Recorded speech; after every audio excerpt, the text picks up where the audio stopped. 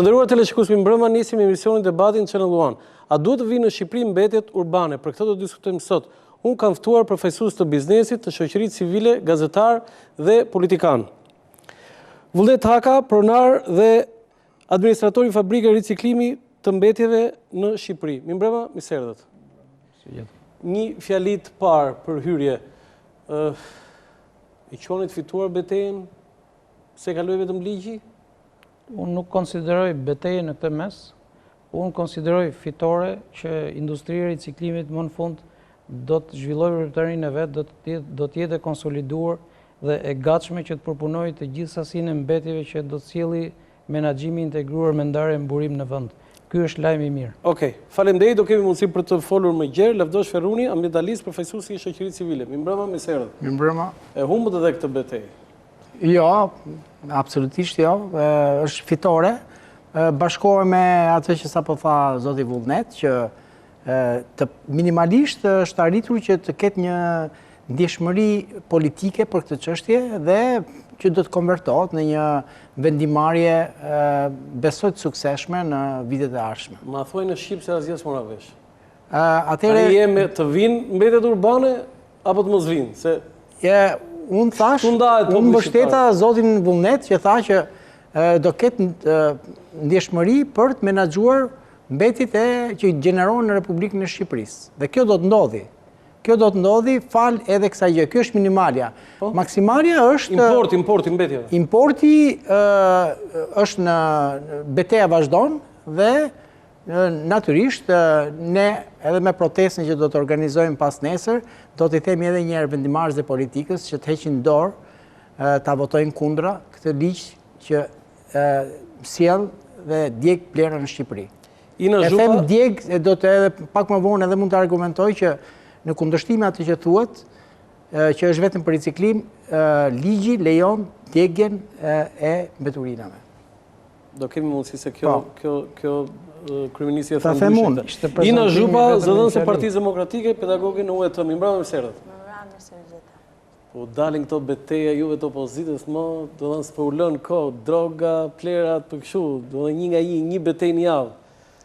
Është çështje e keqeverisjes, çështja e ligjit të importit të plerave nuk duhet të kishte qenë fare në agjendën tonë për kauzë të qytetarëve dhe për kaos politike, sepse ajo ishte një cikël i mbyllur, sepse ishte një premtim i dhënë nga zoti Rama dhe i mbajtur në 2013, nga të vetmit që ishte mbajtur, por edhe ky nuk mund ngele jetim jashtë listës tjerë të pambajtur dhe ashtu siç pritej Rama hodhi poshtë gjithçka kishte thënë në fushat dhe vendosi që ta kthente atë që Faleminderit Partisë Demokratike që kërkoi falje që edhe ajo kishte bërë gabim. Nëse doni, mund t'ja argumentoj gjithë argumentat sepse ndryshuam qendrim, po për të argumentuar, po e them edhe një herë, Partisë Demokratike faleminderit që pranoi gabimin.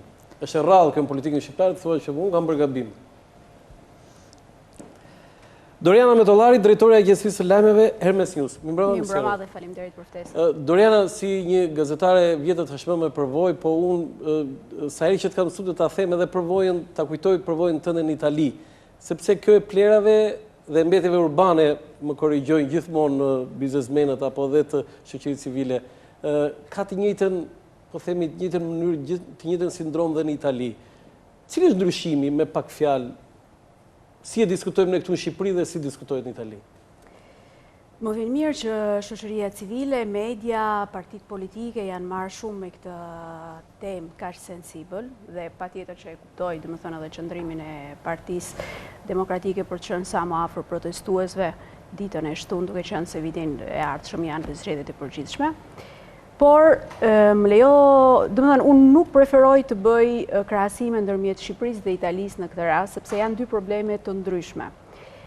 Aktivizimi i shoqërisë civile në një vend evropian është sigurisht më i madh se sa në Shqipëri, sepse ka një demokraci të kultivuar etj. Në Shqipëri kjo, patjetër. Në Shqipëri kjo nuk ndodh. Tani, Shqipëria nuk është se ka ndriçuar nga pastërtia gjatë këtyre 25 viteve. Plera ka patur kudo. Dhe sistemimi i këtij problemi cili ka qenë? Sistemimi i këtij problemi ka qenë një groposje e plerave ose djegje e plerave. Tani, qytetarët Shkodran, po të shkoni atje, do t'ju tregojnë fare mirë se si ndihen kur zgjohen nga xhumi dhe ndjejnë aromën e erën e dioksinës, që gjenerohet nga djegja e plastikës. Do më thënë, me këtë realitet, qytetarët tanë po jetojnë.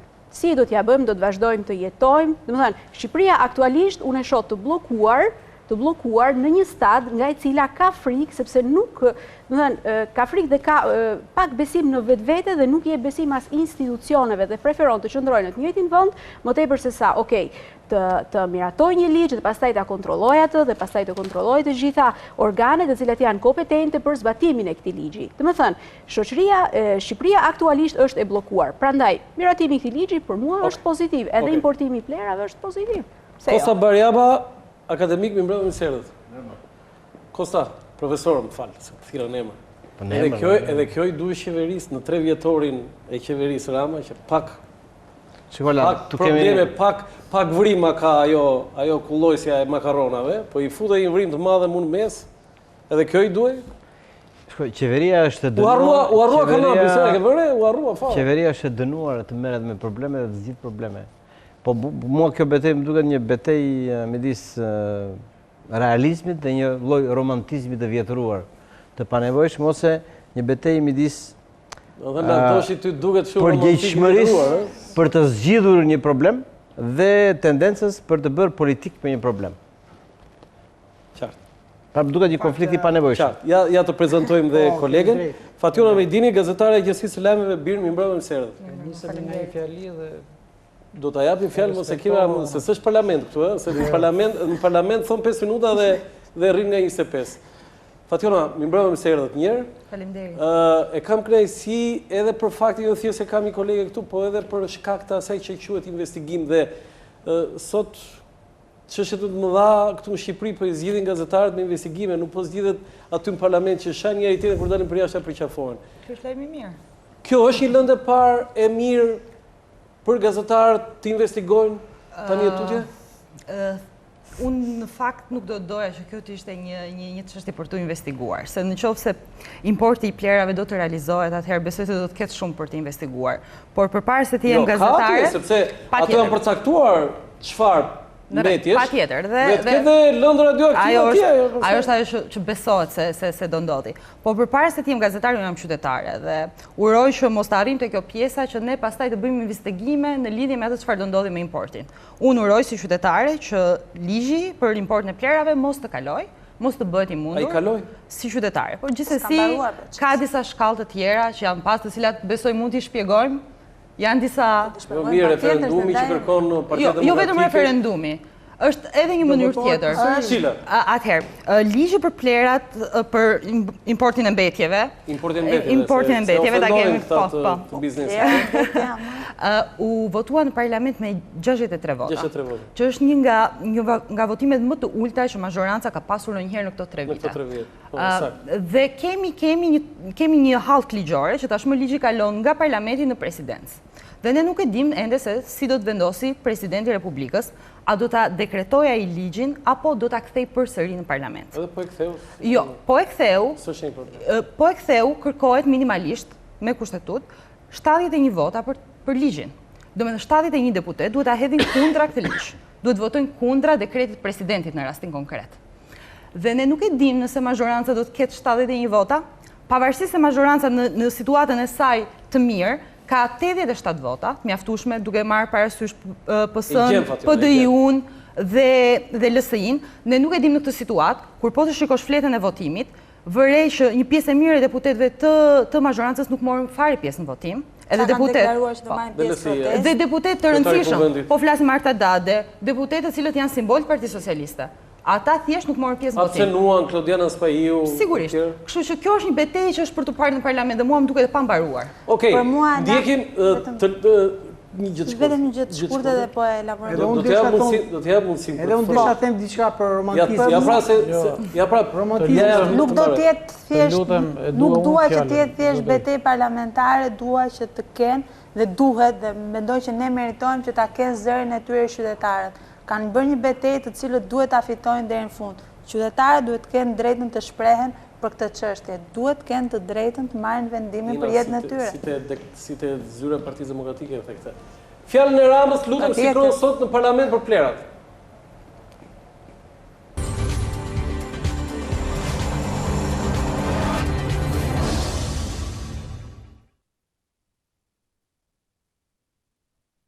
Ligji i ri që ne kemi bërë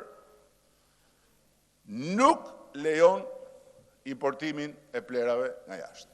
E dyta, e ndalon në mënyrë eksplicite djegjen, nuk lejon dhënien e licencave për import mbetjesh. Ndalon çdo subjekt që ka një fabrik që të importoj mbetje brenda listës më shumë se kapacitetet e veta përpunuse. Tani që jeni dhe ju në këtë debat, bashkë me ca gjitholog që i kemi dhe ne midis nesh si hudhër që mos na marrim mësysh, njerëzit do kuptojnë edhe herë tjetër që për ju, ekzistenca bazohet dhe ushqehet nga fatkeqësitë e këtij populli. Ka kush ma thot, pse në Kosovë, pse në Malzi, pse në vendet e rajonit kjo industri zhvillohet e papenguar, dhe pse kompanitë tona duhet të bëjnë kontrata me kompanitë në Kosovë, Malzi e tjerë, për të marrë dhe për të mbajtur në punë njerëzit material gjysmë të përpunuar, ndërkohë që i kanë këtu kapacitet për ta përpunuar nga burimi. Pse? Për çfarë arsye? Jeni në metro dhe si ka mundësi se nuk është vetëm autoriteti shqiptar, se dhe ky është një element tjetër i ligjit që Saliu nuk e kishte. Nuk është vetëm autoriteti shqiptar që jep licencën dhe aprovon këtë aktivitet import-eksporti. Është dhe autoriteti i vendit tjetër. Pra është dhe Ministria e Mjedisit e Gjermanisë, e Italisë, e Francës, që duhet të miratojnë këtë kontratë. Dhe me qëra fjala Sali, këtë vettingun, ç'a keni me këtë vettingun? Pse nuk e lini vettingun të filloj punën? Aty shikoni ju, se aty është nga vettingu vinë dhe këto që jeni fut gjithë në Kazan tani dhe thoni plerat. Dilni nga Kazani, të bëjnë vettingun dhe lërini këto budallëqe, sepse që ju jeni pariciklueshëm, e dimne, po mos e thoni hapur të pak, se na duhen konkurrent, se po punojmë pa konkurrent.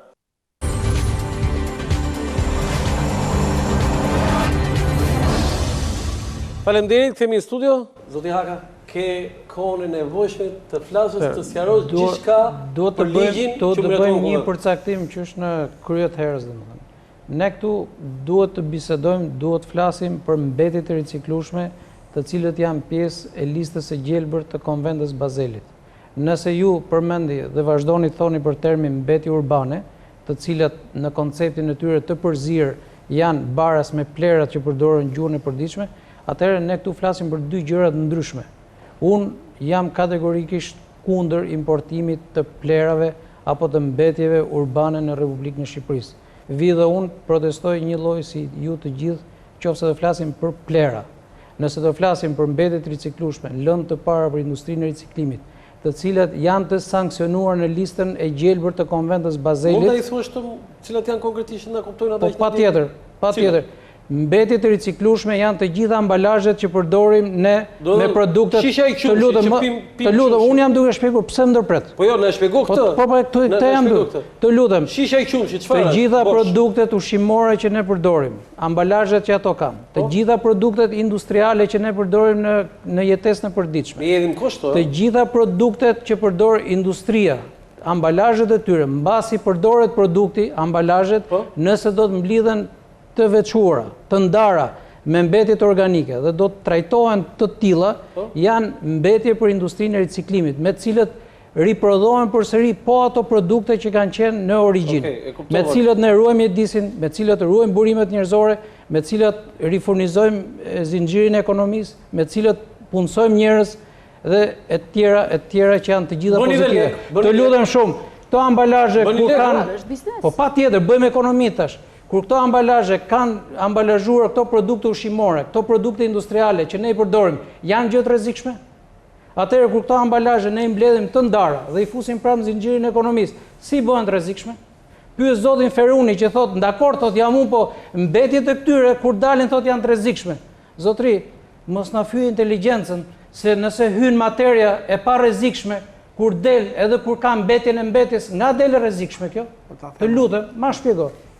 E para njerë që mbetjet e pa rrezikshme që ju ricikloni, trajtohen me aditiv të ndryshme, me detergjent të ndryshme, me substanca kimike të ndryshme, për t'i pastruar, për t'i larë. Një, e dyta, ato që, më falë, se enët kur i lanë shpi me detergjent, zotri, edhe robat që lanë në familje me detergjent, kur përfundojnë larjen të dalin të rrezikshme, është ndotje... Mos abuzoni me opinionin publik, sigurisht që jo vetëm që nuk e çorentoni dot, sigurisht që po, edhe prandaj synohet tani që t'jenë biodegradueshme edhe ato që përdorin në përdorim familjar. Po, nga ana tjetër, ti riciklon një nga materialet që përdor për riciklim, janë plasmasat e serave. Apo jo. Janë plasmasat e serave që janë plot me pesticide. Dhe ato pesticidet që ti i futet e ca kimikate tjera se për t'i pastruar. Jo, mos fol kështu. Jo, ato thuaj ti. Thuaj çfarë kimikatesh. Ato thuaj ti. Si ti them? Unë po të them që. Zotri, unë që të them çfarë kimikatesh, do të them që nuk ka kimikate. Mirë, okay, s'ka gjë ujë.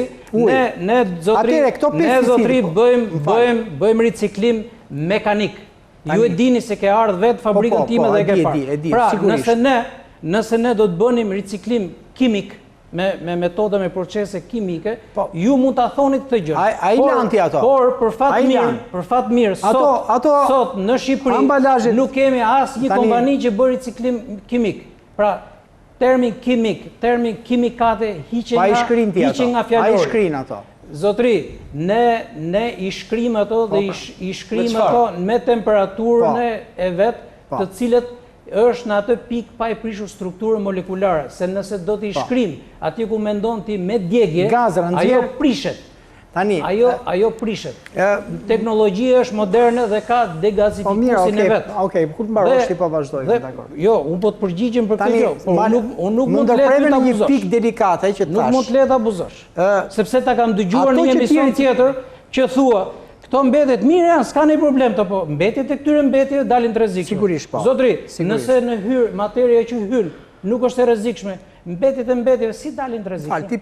Bëhet larje me ujë. Bëhet larje me ujë teknologjik. Nuk përdoret asnjë lloj gjëje tjetër. Roland, nga dalin këto. Më falni, më duket kaluam në një çështje. Jo, më duket ishte shumë teknike. Në fakt jo, nuk është vetëm teknike çështja. Kur ta marrësh ti fol politikë. Jo, Rolandi kisha unë, foli vullneti kisha unë, edhe mua. Jo, nuk e lash. Po tani po flet ti. Po mirë, unë ndigjova vullnetin. Unë personalisht kam ardhur jo të edukoj këtu panelin, kam ardhur të komunikoj me publikun.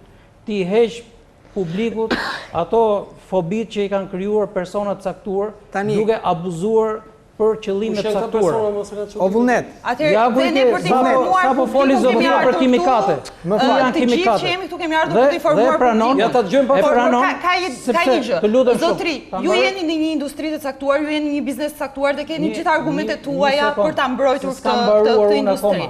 Atëherë unë nuk e di kur do mbaroni, besoj Roland mund ta kem të drejtën e fjalës sepse nuk besoj se debati është të debatojmë të gjithë. Gjithë ideja është kjo. Pavarësisht faktit se thuhet që po bëhet një debat teknik për llojin e mbetjeve të cilat do të vinë në Shqipëri. Ajo çfarë është më fillestare është kjo. A e siguron ndokush Shqipërinë që po hapi importin e mbetjeve me jashtë? Çfarë do të ketë brenda atij importi?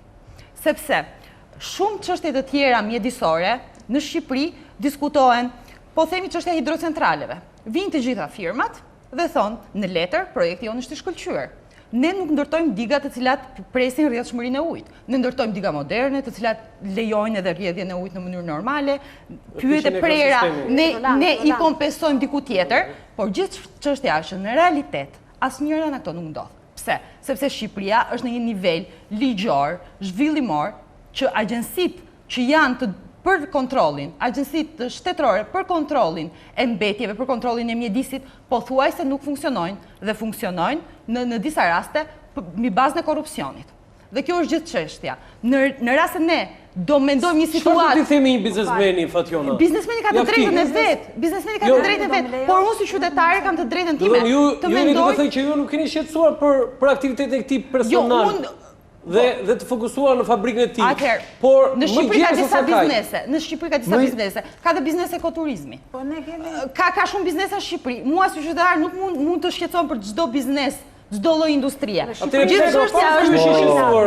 Ai është shqetësuar për biznesin e tij. Qytetari mund mos shqetësohet, po qeveria ka për detyrë të shqetësohet. Them unë argumentat të shqetësohet, por ka shumë çështje të tjera dhe unë shqetësohem për ato çfarë do vinë. Po u hap ajo diga e importit. Po erdhën kamionat me mbetje dhe unë e shqetësuar jam. Pse Shqipëria duhet të jemi kundër importit të mbetjeve të riciklueshme, siç do ta quaj zotëria dhe ka drejtë se merret me atë punë. Unë e them i ligjit plerave, besoj mos të ofendohen me këtë, që nuk do bëjmë debat për këtë. Mos e shiko këtë si ofensë ndaj meje. Shikoje si ofensë ndaj vetes tënde nëse je intelektual dhe referon në mëngjes. Po kur e hedh bidonin e zotëri, plerat që hedhin në mëngjes kanë brenda mbetjet organike, mbetjet e ngurta, kanë mbetjet sanitare, mund të kenë mbetje spitalore, nëse i ke përdorur dhe i hedh të gjitha bashkë. Ato janë mbetje të përzira që quhen plera dhe janë dhe të rrezikshme. Nëse mbasi i hedh ti merren te koshi plera, edhe në makinën teknologjike, i preson makinën teknologjike. Ato që riciklon nga i shkarkon në landfill, ato mbasi ju dini konceptet. Mund ta mbaroj. Po ato që do ta quajnë nëse do vazhdoni të flisni për plera, unë do ju tregoj juve në të vërtetë se çfarë janë plerat, të bëj dhe edukimin tuaj. Atëherë, mbetjet nëse mblidhen të gjitha bashkë, të përzira, nëse kalojnë një operacion siç bën në sharë së bashku, ato ai merr ato çarës ti. Urdhëro. I merr çarës në mënyrë kategorike, jo. Po kush i merr ato? Në mënyrë kategorike, jo. Kryetari i bashkisë po riciklon ato, ka bu njerëz duke kush i merr ato? Kryetari të bashkisë së Tiranës, shoqata ricikluese i ka dërguar letër zyrtare ku i kërkon që të mos bëj ndarjen e mbetjeve në landfill. Po e bën ai. Ina, zotëri, po shkel ligjin. Okej, ta kalojmë në argumentin se duke fol. Po ligjin nuk e miraton biznesin. Ligjin e çoj qeveria. Debati nuk është me biznesin. Ai ka drejt të kërkoj çfarë të dojë nga qeveria. Ti hapi kufit, ti shquaj kufit, ti ke shumë të drejtën e vet. Ka të drejtën e vet të kërkoj çfarë të dojë qeverisë. Qeveria, pse ne mendojmë që kjo është gjë e rrezikshme dhe pse Partia Demokratike ndryshoi dhe mendim siç e the ti në fillim. E para, qytetarët e këtij vendi kanë kërkuar dhe kanë mbledhur 64.000 firma për të pasur të drejtën e referendumit. Ju hoqu e drejtë sepse qeveria doli dhe tha unë do ta ndaloj. Në momentin që qeveria i tradhton qytetarët dhe i del kundër asaj që ata kanë votuar dhe për cilët kanë mbledhur firma, është detyrimi që zëri të jepet përsëri qytetarëve. Pavarësisht nëse do PD-ja, se do PD-ja, do PS-ja apo se do PS-ja, duhet të ketë një referendum. Së dyti, në vetë qasja e Bashkimit Evropian në lidhje me plerat dhe direktiva e fundit e Bashkimit Evropian në 25 janar 2016 jep më shumë rëndësi asaj që lidhet me riciklimin dhe ju keni drejt, por jo me landfillet, por jo me shkëmbimin, por me rajonizimin, që të thot bashkit vetë të meren, pra jo me tregtin, sepse është shumë e rrezikshme. Dhe unë i them zotërisë që ta vazhdoj biznesin dhe të kërkoj nga qeveria subvencione, të kërkoj nga qeveria bashkëpunim me bashkit.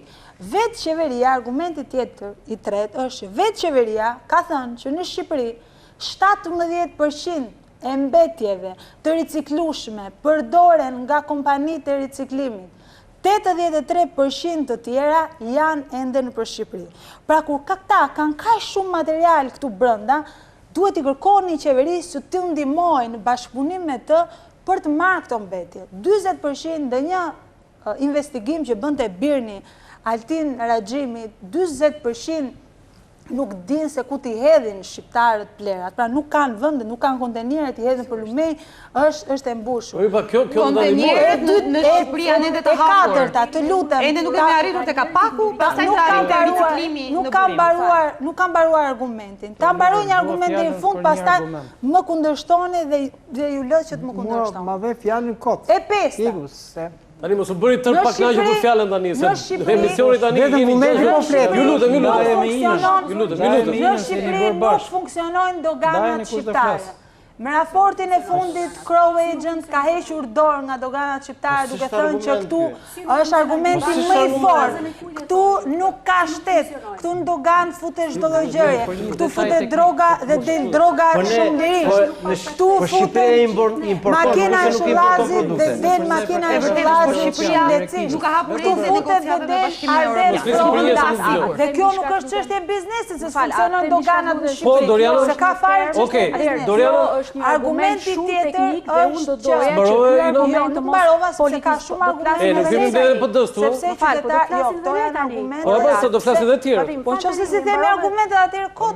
Po mund ta thoni për 2 orë ina tani, lutem. E kuptoj se sa shumë argumente ka sa nuk mbarojnë. Tani a them diçka?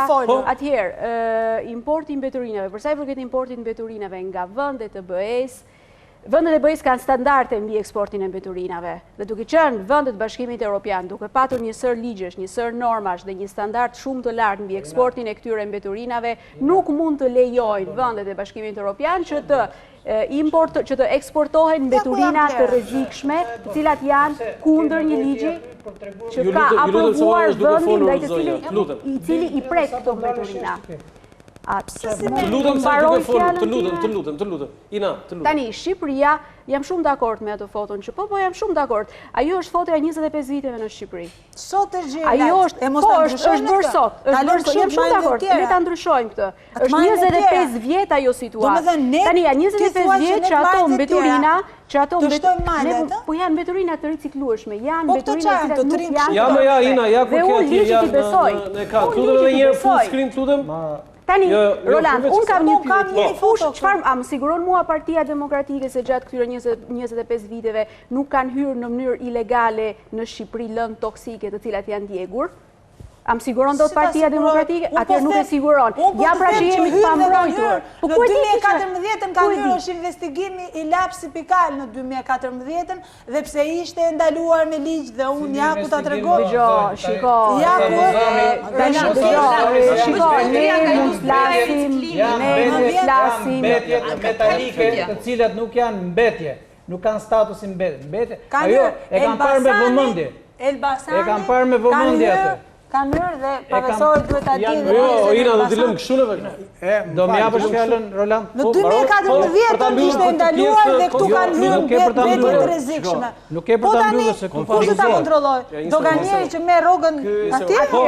Një urdhër nga lart. Kush do ta kontrolloj? Konflikti që ka lindur. Unë jam dakord që 25 vjet le ta quajmë edhe për plerat.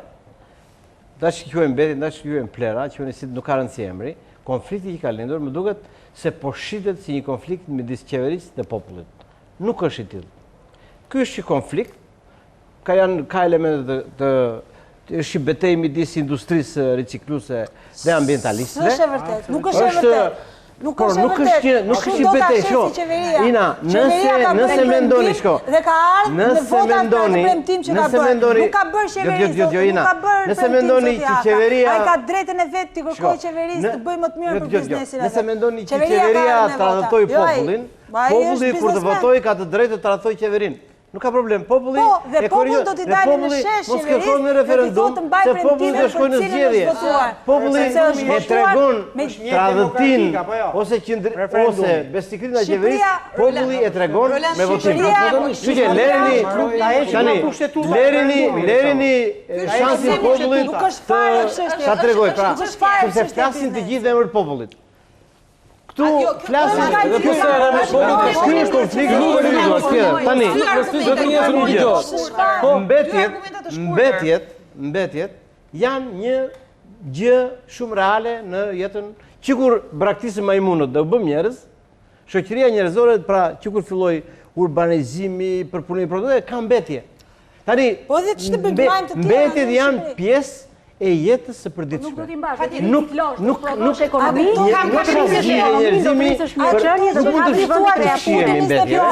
por duhet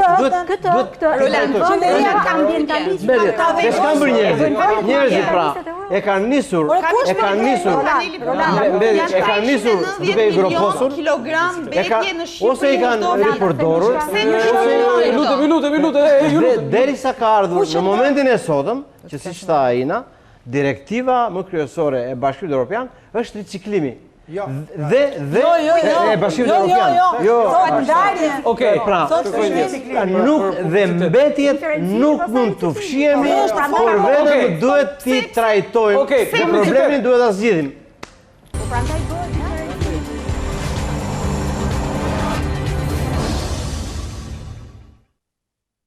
Faleminderit, themi në studio.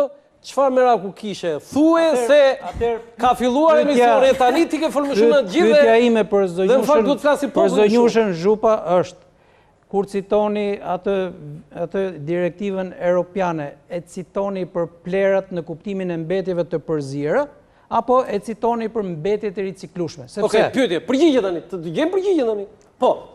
Direktiva e Bashkimit Evropian ka shumë gjëra brenda. Një nga gjërat që thot, dhe unë kam edhe këtu, se i marrë me vete për çdo rast se mund të ndodhin dhe gjëra. Je përgjigjen leja thoshe këtë, po? Po mund të ndodhe, thot që është mirë një qasje e rajonizuar. Jo vetëm, do më thënë, jo në parim, dhe jo vetëm shteti që duhet të kujdeset për të vetë. Për asgjësimin e plerave, ina të lutem. Dhe fillon me ndarjen, ta duhet të ndarjen. Tani më bëre pyetje. Po je përgjigje. Po jo po përgjigje. Pyetja ime është. Kjo është direktiva. Më fal, të lutem, mos na cito gjithë direktivën se e di shumë më mirë se sa ju. Po pyes konkretisht. Direktiva që cituat është konkretisht për asgjësimin e plerave apo për çështjen e mbetjeve të riciklueshme? Okej, të përgjigjem jep. Po pra po ta shpjegoj. Mos shpjegoj, janë dy gjëra, o është për plerat, o është për mbetjet e riciklueshme. Po sa po e shpjegove vetë që plera nuk përdoret si term nga Bashkimi Evropian. Më thuaj të lutem shumë. Është për mbetjet. Është për plerat, për asgjësimin e plerave, ajo që citon, është për mbetjet e riciklueshme. Është waste, po ta them anglisht. Jo, mos abuzoni. Zotri, mos abuzo se kjo është e pastër. Pra, Bashkimi Evropian në direktivë të këtë çështje thotë shprehnisht kështu. Më ndiq. Tani si po bënde Bashkimi Evropian për direktivën që citoi zonjusha thot për asgjësimin e mbetjeve të përzira që i themi plera në Shqip, është direktiva që ta zgjesohen sa më afër vendeve ku gjenerohen. Se ka ndonjë direktivë për garbit dhe kjo është e ndryshme me mbetjet e riciklueshme. Po bundet tani po bundet. Ka shumë. Ku ka garbit në kuptimin e mbetjeve. Jo se këtu kemi ardhur gjithë për debatuar. Zotri, pse nuk e kërkuar qeverisë shqiptare që 390 milion kilogram. Unë duhet të them edhe një herë definicioni për s'kam ardhur për mbaroj unë pastaj ta bëj pyetje. Po do mbaroj për opinionin publik. Bëhet fjalë për asgjësimin e mbetjeve të përzira plera dhe në këtë pikë Bashkimi Evropian sugjeron që është e rëndësishme që të asgjësohen afër rajoneve ku gjenerohen. Dhe nga kjo gjë,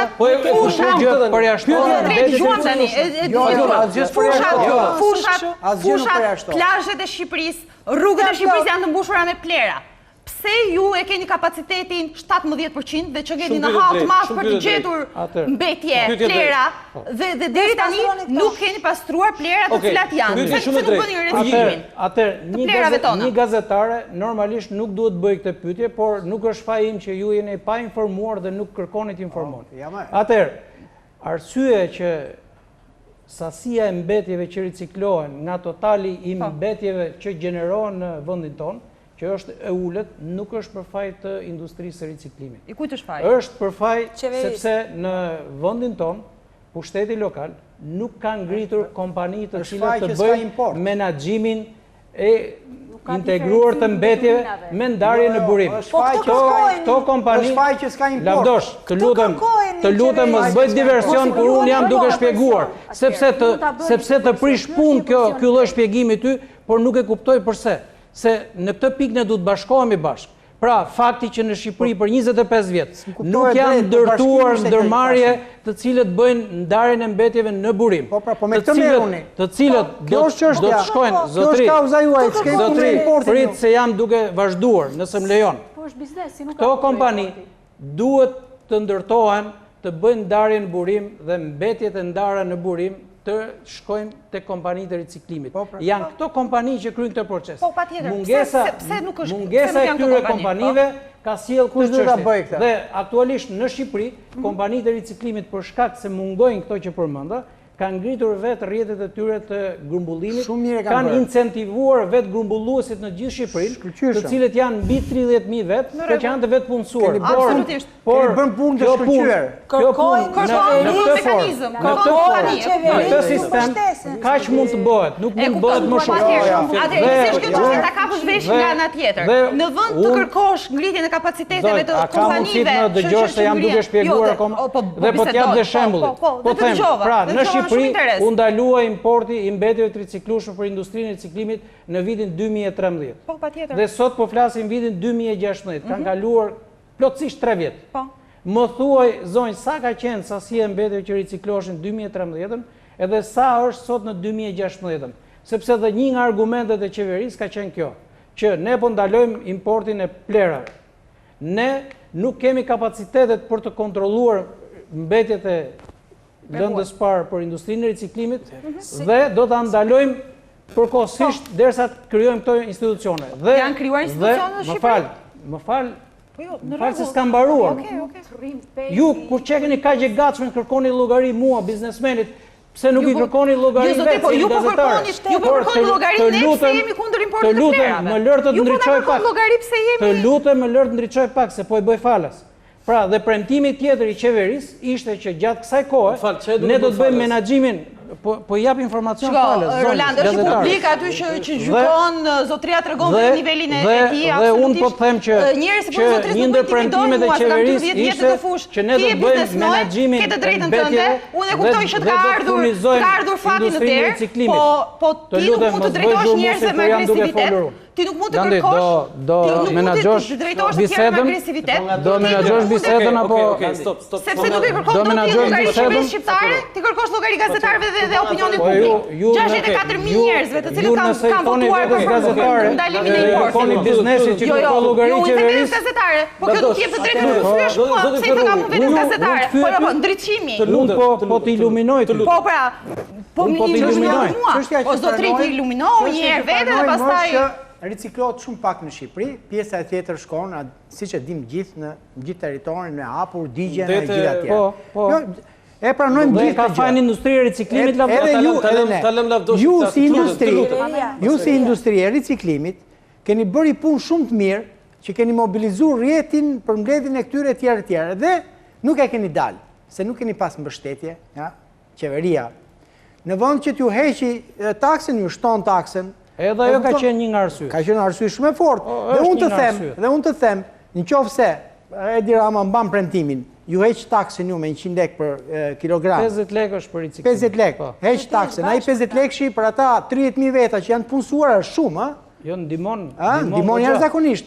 Dhe të bëj un pyetje tani, a mendon ti që kjo incentiv dhe një mobilizim fal edhe gjithë kësaj lëvizje që po bëhet edhe nga politika, nga shoqëria civile, a nuk do të rritet në mënyrë të ndjeshme pjesa që do riciklohet Shqipëria, apo je pesimist për këtë? Roland, ne nuk kemi ardhur këtu për të qarë hallin e një industrie. Kemi ardhur për zhvillimin ekonomik të Shqipërisë edhe për më fal, Japi një përgjigje për këtë. Apo jo, një përgjigje. Do të thotë nëse do vazhdojmë. Ne kemi ardhur për të qarë hallin e industrisë tani se pas Lavdosh. Tu duhet kuptojmë që i gjithë ky debat pavarësisht se ka shumë nonsense brenda, ka dhe zhvillime pozitive. Pse ka zhvillime pozitive në këndvështrimin tim? Sepse ka sjellë njërë në qendër vëmendjes mos menaxhimin e integruar të mbetjeve me ndarje në burim dhe nga kompani të dedikuara. Nëse bëhemi Po të lutem pra, ta vazhdoj se mund të bëjmë mrekulli. Ajo është kërkesa ime. Por lavdosh, më bëri një pyetje dhe unë do të përgjigjem me një pyetje.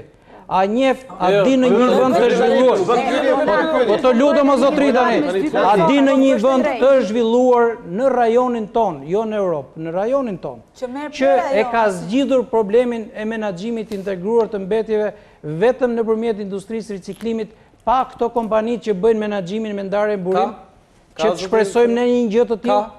Më thuaj një vend. Nuk ka. Pra kërkesa jon, pa pikrisht kërkesa jon është që në bashkëpunim me shoqërinë civile, në bashkëpunim me shoqatën e ricikluesve, në kërkesë të fortë ndaj pushtetit lokal dhe pushtetit qendror, të mblidhemi dhe të vendosim që të bëjmë menaxhimin e integruar.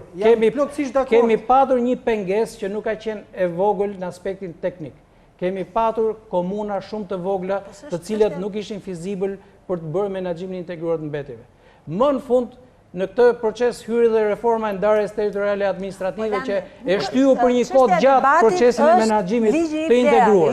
Tashmë ky proces ka përfunduar. Çfarë e pengon qeverinë qendrore? Çfarë e pengon qeverinë lokale? Çfarë e pengon shoqërinë civile që të mblidhemi dhe të investojmë të gjithë know-how, të gjithë forcat, të bëjmë menaxhimin integruar. Ne jemi bashkë pikërisht pra, ne jemi dakord. Në Shqipëri, për hir të së vërtetës, ka patur një vullnet zero deri tani për të bërë diferencimin e mbeturinave dhe ka patur një vullnet zero për të informuar njerëzit se çfarë dhe pse do të bëhet diferencimi i mbeturinave. Në vendet e Bashkimit Evropian do të marrësh, do të thënë merr job nëse ti nuk bën diferencimin e mbetjeve. Në Bashkimin në Shqipëri kjo gjë nuk ndodh. Do të thënë ne jemi në këtë nivel. Dhe nëse jemi në këtë nivel, kjo do thotë se nuk ka funksionuar një mekanizëm i tërë nga qendror në qeveri dhe një mekanizëm në pushtetet vendore. Jemi dakord deri këtu. Tani, Italia eksporton, do të thënë shet mbeturina, shet mbetje, quajmë si duash. Dhe me sa shpresoj të mos gaboj, por më duket se ja shet Zvicrës, e cila pastaj nëpërmjet përpunimit ajo i kthen në energji elektrike dhe ja shet përsëri Italisë. Do të ky është një shembull shumë pozitiv. Të njëjtën gjë bëjnë shumë vende të tjera ambientaliste dhe është një të lutem. Po ne drejt Europës do të shkojmë. Po ne kemi ngjitur këtu, ne drejt Europës do të shkojmë. Prandaj e bëjmë këtë debat. Tani ne jemi me standarde absolutisht me rekord kemi vullnet, nuk është vërtet. Nëse ne do të kemi vullnet, dhe vullneti do të shkojë çfarë njerëzit, nëse ne do të kemi vullnet, atëherë mund të shkojmë dhe përpara 10 vjeçarit në Bashkimin Evropian. Tani shqiptarët kanë çështje të tjera. Industria e përpunimit të mbeturinave është absolutisht një industri e artë. Por duhet është një industri e artë. Rrit mirëqenjen.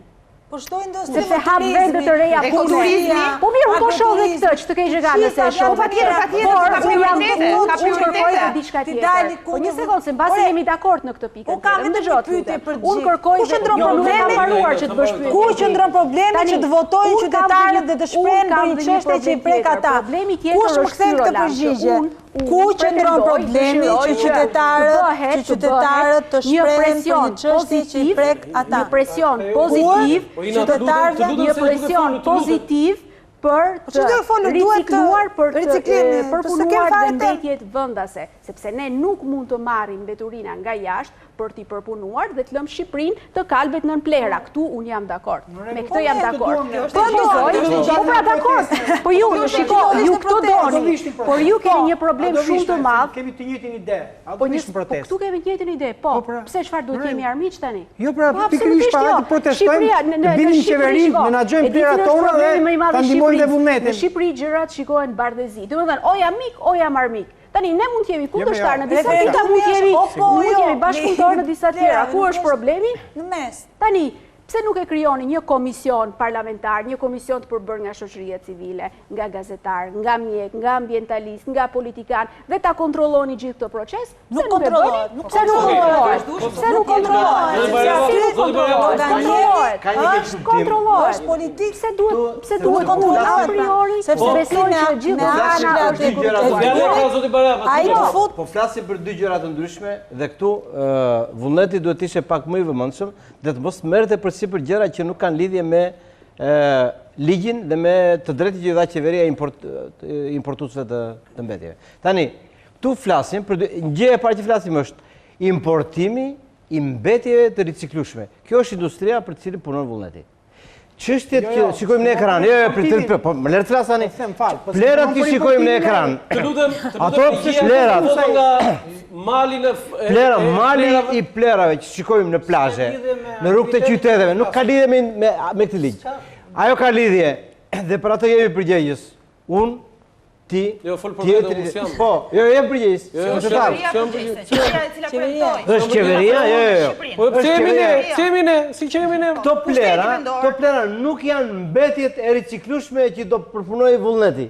Këto plera janë produkt i qeverisjes së dobët të Shqipërisë, këto janë produkt i dobësive të pushtetit lokal, këto janë produkt i kulturës sonë qytetare që jemi mësuar 25 vite jetojmë me plera. Nuk kanë lidhje. Nuk kanë lidhje me industrinë.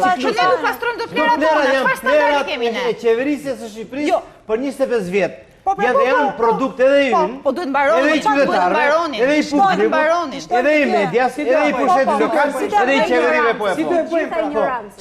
Nuk ka lidhje me atë. Po me kë ka lidhje? Qeveria vendosi, është njësoj, si të thua qeverisë, qeveria vendosi të lejoj disa produkte mbetjesh të riciklohen nga industria.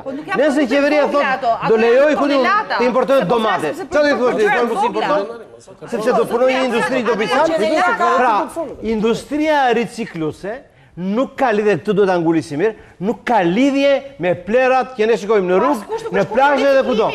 Ato plera burojnë nga koha jon, dhe nga mendja jon, nga kultura jon, nga qeverisja jonë e këtyre 25 viteve. Po nuk ka askush kundër riciklimit. Të lutem regjia të foton e asaj makinës, ja një sekond.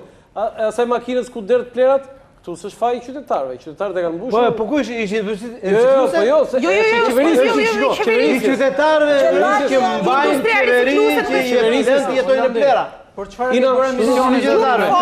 Më folët për plerat italisë dhe në Zvicër. Ai shikoni këto sofami në Itali dhe në Zvicër? Të gjithëve. Edhe që nga qeveria, te pushteti vendor, te media, këtu ka qeveria këtu. Plazhet e Italisë, unë nuk e kam të parë të mbytur në plera siç e kam parë këtë vit në Shqipëri.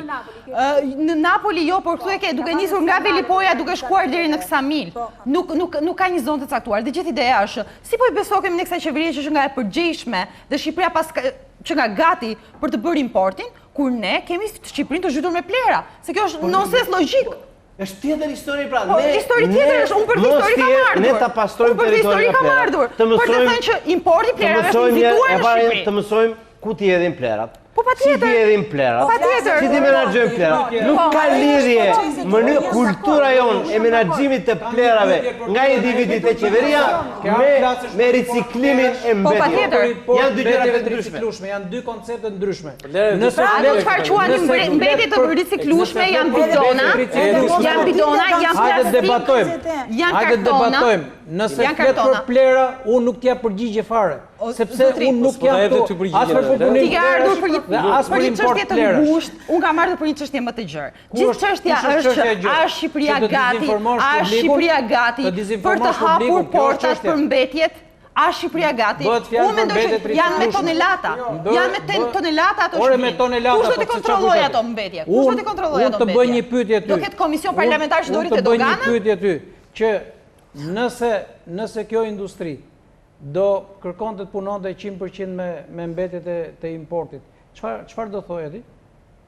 Po nëse ta kisha Shqipërinë e pastër, le të punonte industria, po unë kam Shqipërinë mbushur me plera dhe nuk kërkoj import. Atëherë, nëse do të ishte kështu. Nëse ju keni mbaruar këto atëherë, okay, në rregull. Më fal, nëse do të ishte kështu, këto industri nuk do të ishin ngritur në Shqipëri.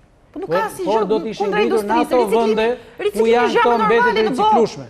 ta bëj këtë kundërpyetje për të dhënë të kuptosh që kur janë ndërtuar këto industri, kanë marrë për bazë sasinë e mbetjeve që gjenerohen brenda vendit. Se janë bazuar në këtë sasi. Kalojmë në dhe këtu ne jemi aleat, nuk kemi kundërshtar. Sigurisht. Ina, pse Kali Betejës tani i Partisë Demokratike është kjo dhe çfarë prisni të arrini? Si do të arrini atë që të ndaloni këtë? Ndërkohë regjia të bëj gati për fjalën e zotit Basha dje në fjalën e tij me gazetarët. Të qartësoj edhe një herë një gjë dhe është në lidhje me pyetjen tuaj. Beteja këtu është beteja midis qeverisë dhe qytetarëve. Nuk është beteja midis qytetarëve dhe midisit qytetarëve dhe industrisë të ricikluese e nuk ka lidhje fare.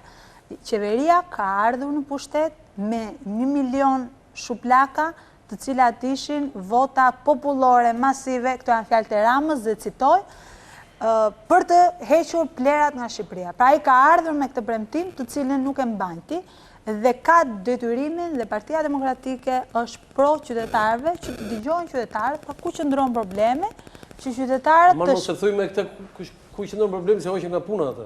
Ajo është zëvendës ministre se hoqin nga puna, mirë do ishte ta kishin hequr, po nuk e kanë hequr.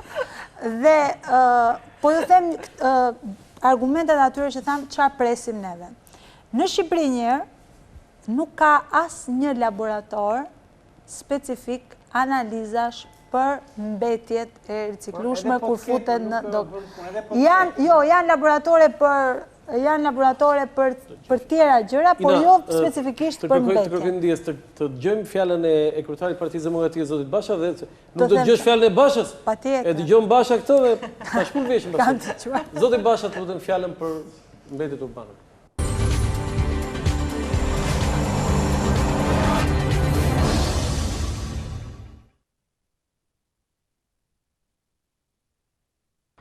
Shkelja e premtimit dhe rikthimi i importit plerave është një aferë mafioze korruptive. Është një aleancë e Edi Ramës me mafjen ndërkombëtare të plerave për të sjellë helme në Shqipëri. Dhe këtë kuptim nuk ndryshon as pak nga aleanca e tij e shpallur botërisht me kartelin e drogës që ka mbuluar Shqipërinë me drogë. Kjo është një skemë e qartë, të cilës duhet dhe do t'i kundërvimi bashkarisht të gjithë qytetarët shqiptarë. Dhe në këtë përpjekje, opozita Partia Demokratike do të luajë rolin e saj duke përdorur të gjitha instrumentet që kanë dispozicion si një opozitë parlamentare. Vendimi i parë është vendimi për të dërguar kërkesën në kuvent nga grupi parlamentar i Partisë Demokratike për një referendum me qëllim ndalimin e plot të importit të plerave. Konteksti në cilin e kërkojmë këtë është konteksti kur vullneti popullor u mohua me pretekstin se ligji do të anullohej. Ligji u anullua, referendumi u anullua si rezultat i anullimit ligjit dhe sot qytetarët ndjehen tradhtuar, nuk kanë më zërin e tyre. Zërin e tyre e ka zëvendësuar Edi Rama me një tufë mafiozësh të plerave që duan të sjellin helmet këtu. Ndaj e para është rikthimi i zërit qytetarëve, jo vetëm për çështjen e plerave, për çdo çështje tjetër, kjo parti është krijuar dhe ekziston për t'i dhënë zë qytetarëve. Ndaj qëndrimi ynë është referendum për çështjen e plerave. Në këtë referendum Partia Demokratike vjen me një propozim të qartë: zero import plerash. Edhe sot ky është një vendim plotësisht i justifikuar. Edhe sa i përket vizionit tonë për zhvillimin e ekonomisë, ku turizmi, bujqësia, agrobiznesi janë shtyllat ndër më kryesore të zhvillimit ekonomik, edhe sa i përket realitetit ku qeveria nuk kontrollon dot ushqimin, ku dyert e doganave dhe porteve shqiptare janë të hapura për krimin, për armë, për drogë, ku ndërtohen pista me avion, si mund të prisnim edhe nëse nuk do ta paragjykonim Edi Ramën si rishvetmarsin e mafjas ndërkombëtare të plerave për të sjellë helmet në Shqipëri? Si do t'i besonim këtij njeriu që nuk kontrollon dot ndërtimin e pistave ajrore për drogën, mos futjen e helmeve me pretekstin e këtij ligji?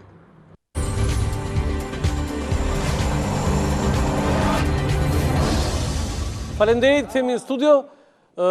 Zënja Zhupa, unë nuk dua të komentosh kryetarin tënd, po dua të komentosh si zhvillim politik të përplasje politike. Do të kthej përgjigje pyetjes që ju bët se çfarë presim dhe pse Partia Demokratike është në krahun e qytetarëve dhe e përgëzon protestën dhe do të jetë pjesë e protestës dhe pse flamuret. Duan qytetarët Partinë Demokratike, se herën tjetër nuk është një çështje. Herën tjetër e dubuan nga protesta, keni bërë ndonjë sondazh paraprak? Është totalisht e parëndësishme kjo gjë që thotë zonja Doriana, sepse çështja është e qytetarëve. Qytetarët kanë kërkuar me 64.000 firma një referendum. Qytetarët dhe shoqëria civile dhe ambientalistët e kanë thirrur protestën. Ne mbështesim protestën dhe jemi mbështetës të tyre, sepse jemi qytetarë rreth parë, sepse unë jemi dakord me faktin që Partia Demokratike ka më tepër nevojë për qytetarët se neve sot kemi dorëzuar 28 firma, 28 firma deputetësh, të cilët kanë kërkuar që do futet, t'ju tregoj se çfarë po bën konkretisht tani Partia Demokratike. Kanë kërkuar që të futet në rendin e ditës, mundësisht që të ente, që nuk ndodhi, për votim kërkesa për referendum. Me pyetjen, a duhet lejuar importi i plerave, i mbetjeve, po jo. I plerave i mbetjeve. Siç është titulli i ligjit. Kështu të bëri. E thoshte plerave, në fakt atje shkruajti i mbetjeve. Mbasi votohet në parlament, ka nevojë që të votohet me 71 vota pro. Në qoftë se votohet me 71 vota pro, që mendoj do t'jetë në vullnetin atyre atyre parlamentareve që të mos asociohen me plerat, siç po asociohen, do të kaloj, në qoftë se votohet pro. Qoftë nuk votohet, po në qoftë se votohet. Po të them ciklin njërë të parë se ciklin e dytës. Me 71 vota apo shumicë të thjeshtë? Me 71 vota duhet. E ketë sigurt jo. Dhe ajo kalon në gjykatën kushtetuese, për të parë gjykata kushtetuese, nëse çështja për cilët, pra nëse janë formalisht kushte dhe nëse çështja për cilën është kërkuar referendumi është çështje që mund të bëhet referendum, se ne mund të kërkojmë referendum për çështje që kushtetuta nuk i lejon. Ka 60 ditë kohë që të shpallni mendimin e vet gjykata kushtetuese nëse ekziston apo jo. 60 ditë kohë. Jo, para zgjedhjeve që shoj 6 muaj. Ja ta them unë, 6 muaj para, por mandati sepse mandati i këtij parlamenti ka filluar në shtator dhe i mbaron në shtator, kështu që duhet të jetë 6 muaj para. Pra deri në mars më fal që nduri, nuk llogaritet edhe koha se zgjedhjet mund të mbahen edhe në maj dhe në qershor. Jo, nuk deri në mars, pra gjykata kushtetuese unë jam konsultuar me jurist dhe Partia Demokratike. Jo, përgjigjesh pyetjes time.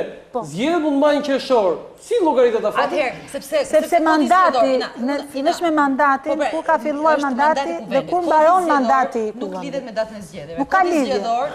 Në shtator fillon përpara se mandati i të mbarojë i kuvendit. Dhe ti mund të zhvillosh zgjedhjet në qershor, por mandati i deputetëve është deri në shtatorin e vitit 2017. Absolutisht. Është e sigurt që maksimalisht në qershor do ketë zgjedhje. Zgjedhjet janë referendum. Nuk janë zgjedhjet referendum. Populli do votojë.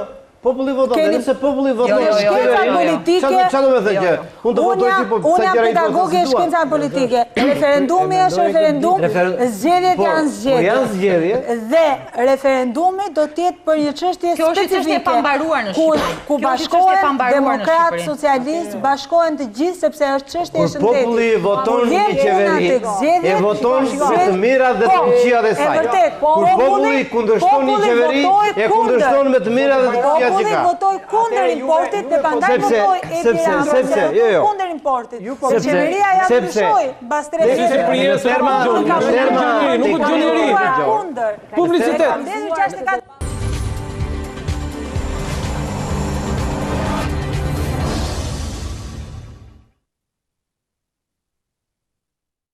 Faleminderit, kthehemi në studio. Pasi vishemi me plera gabi, pasi lëvizim në autobusa dhe vetura plera mbetje të hedhura, pasi banojmë në apartamente mbetje të komunizmit, pasi japim një kulturë mbeturin e asaj që është vërtet sot në botë, së fundi na sjellin dhe plerat jashtë. Është një status që profesor Artan Fuga, akademik Artan Fuga, ka bërë pikërisht për këtë debat që ka ngjallur miratimi i ligjit të importit të mbetjeve urbane në Shqipëri. Fjala për ty. Roland, unë mendoj që ne gjithë këtu harrojmë një pasuri që ne kemi. Ne kemi shumë probleme si vend, po ama kemi një pasuri. Ne gjatë këtyre 25 viteve kemi arritur të ngrejmë një shoqëri civile, dhe kemi arritur që për çështjet e mjedisit ne të bëhemi sensitiv. Je e bindur për këtë? Jam e bindur për këtë. Je e sigurt? Jam e sigurt, sepse Shqipëria, shoqatat e mjedisit dhe qytetarët kanë krijuar një ndjeshmëri shumë të lartë për sa i përket çështjeve të mjedisit. Dhe këtë kemi parë me çështjen e hidrocentraleve, dhe po e shikojmë tani, e kemi parë me çështjen e kimike, me çështjen e Vlorës. Unë mendoj që ka shumë forcë dhe unë mund të them edhe këtë që në Ballkan, nuk po flasim për vendet e Europës, që kryeministra dhe na krahasoj me ata, por ne nuk duam të krahasojmë me ata sepse ndjejmë që nuk jemi të krahasueshëm.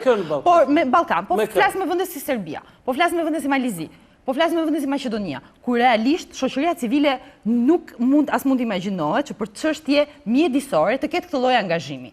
Dhe realisht, ajo çfarë mund të themi të tërë është që unë nuk hap dot Facebook-un në këto momente dhe besoj se kjo i ndodh kushdo, sepse shohim një mobilizim shumë të madh të gjithë qytetarëve në lidhje me çështjen. Dhe ne do të shohim. A është reale ky mobilizim? Dhe unë mendoj se është reale. Shqiptarët e kanë treguar që për çështjen mjedisore dalin për mjedisin 20 veta dalin. Jo, në fakt kanë dalë dhe kanë detyruar kryeministrin Rama që të heqë dorë nga një çështje e rëndësishme siç ishte ajo e mbetjeve kimike dhe po themi që në atë ambientaliste, në atë ambient e sërës lartë.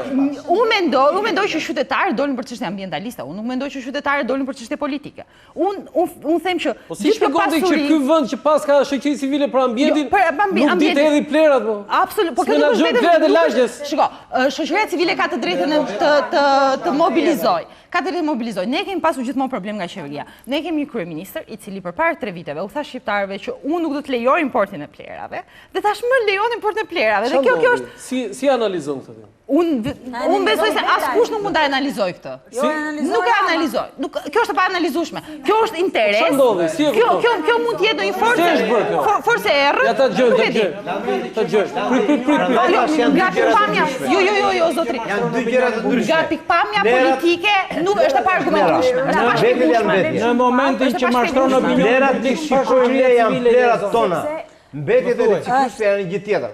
Janë materiale të cilët punon vullneti, ju thash. Plerat janë është tjetër gjë. Dhe ato plera që shikojmë që kanë mbytur plazhet, rrugët, poshtë pallateve, janë plerat që i kemi krijuar ne me qeverisjen tonë, me kulturën tonë, me bashkinë tonë, me komunitetin tonë, me median tonë, me gjykata tonë, me të gjitha. Janë është produkti ynë. Që ne do ta pastrojmë Shqipërinë 3 vite më parë, pse nuk ka ndodhur kjo? Është çështje politike. Kjo është një devi i të gjithë rrjedhës politike të partisë e cila mori votën e qytetarëve me kauzën kundër importit, me kauzën se Shqipëria është zhytur në plera, dhe tashmë pas 3 vitesh qeveria vjen dhe thotë që unë këto nuk e bëra, por ndërkaq ne jemi gati edhe për të importuar plera. Nga vendet e tjera. Kush ka thënë se nuk është pastruar?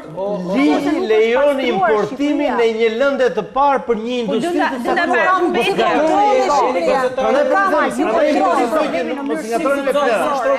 caktuar. Ku është ligji për importimin e plerave? Ku është? Ose je i pa informuar, ose ju je dezinformoni në qëllim opinionin publik. Të lutem shumë. Unë nuk të ofendoj. Por zonjë nderuar, o je pa informuar ose dezinformon publikun. Ti nuk mund të më vendosësh mua. Është ndaluar me ligj të importosh plera në Shqipëri. Është lejuar vetëm të importosh mbetjet riciklueshme dhe pikë. Dhe të lutem shumë mos dezinformo opinionin. Jo, ato mënyrën gjyqësore ti nuk mund të ma korrigjosh mua. Nëse ti atë pidone çuçi ti thua mbetje, po flet për pjesën e biznesit të riciklimit. Edhe nuk të lejojnë që të ishte të vërtetë. Okej, diversion ti. Okej. Zoti, më duket se kam qenë më i urti nga të gjithë. Që ti do të flisë më shumë, se je vetë prandaj me mirë kuptim. Lutem ta lëm ta gjoj. Me mirë kuptim, 2 minuta. As ekspert nuk ka përballë të mjedisit që të jetë kundra. Jo, ju jeni biznes, nuk jeni ekspert. Desha 2 minuta, vetëm 2 minuta, se mendoj që do të jap edhe një lajm që edhe asnjë nga kolegët nuk e di këtu. E dim vetëm ne, që kemi studiuar ligjin. Ne, ekipi, qytetarët, themi, quhet si duash. Kemi një version për çështjen që po diskutohet jashtëzakonisht shqetësues, për faktin se po vendoset gjithë arsenali ke riciklimi i pastër, kur që ne jemi pro riciklimit, edhe pse riciklimi nuk është i pari, e para në direktive në ligjin shqiptar, Abullneti e di mirë këtë, është parandalimi e para, do më thonë që mos ta prodhoj fare këtë shishen unë, po të ta marrë nga ujqezmës, për shumë, dhe para. Gjë që pa mundur. Me nivelin e industrisë dhe të urbanizimit të sotshëm, mora legje të të spim ujqezmës që pa mundur. Më falë. Zvisa e pi ujqezmën. Zvisa e pi ujqezmën. Dashim nga majmunët dhe u bëm njerëz, do jetojmë me mbetjet që prodhojmë. Atere, ti e blen ujë në shtëpi, e blen ujë se unë e blej. Po çfarë si ka e blen se blen? Më falë. Ka në një gjithë që mos ta blej ujë me plastiku. Nuk i injorojmë mbetjet. Nese, e lëm të mua besë të shqe E kalova. Na thuaj atë lajmin. Do t'jap lajmin, po është lajmi i rëndësishëm, nuk është lajm, do një argument para pra. Veten e lavdosh. Atere, jo, dëgjoni me kujdes. Çështja nuk ka të bëjë me riciklimin, riciklimi është hallë e katërt e menaxhimit dhe duhet përpiqem gjithë e tham këtë gjë. Çështja kryesore në gjithë këtë histori është djegja e plerave të huaja në territorin e Republikës Shqipërisë. Kjo ka ndodhur në 2004. Ministri e përjashtoi. Në ligj e ka në ligj. Në ligj është miratuar tani, me datë 22 është djegja e plerave. Është në ligj. Ndalohet. Jo, lejohet. Taksative ndaluar. Ja, ju a them unë. Ta them unë pra, po ky është lajmi pra, më dëgjoni se ai e tham me zë me figurë. Nga studio jote do ta marrin vesh gjithë edhe ata dhe do reagojnë nesër. Tani më dëgjoj të lutem. Tani jo ta sqarojmë prit ç'është. Po prit të ndalohet apo lejohet? Lejohet. Me ligjin lejohet. Po ç'do bëj? Për të rritur njerëzit në protestë. Është çështje lavdoshë që e bën, sepse na e citoi zotëri. Ta them Atëherë, na shpjegon, do deklaroj unë publikisht, nëse është ashtu do vi dhe unë protestë. Në protestë. studio tjetër ta them apo ta them këtu? Po thuaj pra, thuaj.